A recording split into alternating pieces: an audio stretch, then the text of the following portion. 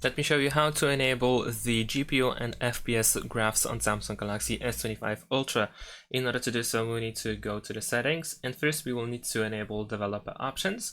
So go to About Phone, then choose Software Information and keep tapping on build number until you will need to enter the screen lock password, and after that developer options should be enabled. Then you can go back to the settings, scroll all the way down again, so scroll down further in order to find developer options here. And in this place you need to keep scrolling down until you find the option that is called the GPUWatch. It should be above media section.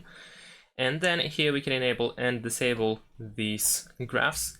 If you turn it on, you can also use widgets. You can customize them a little bit if you want to.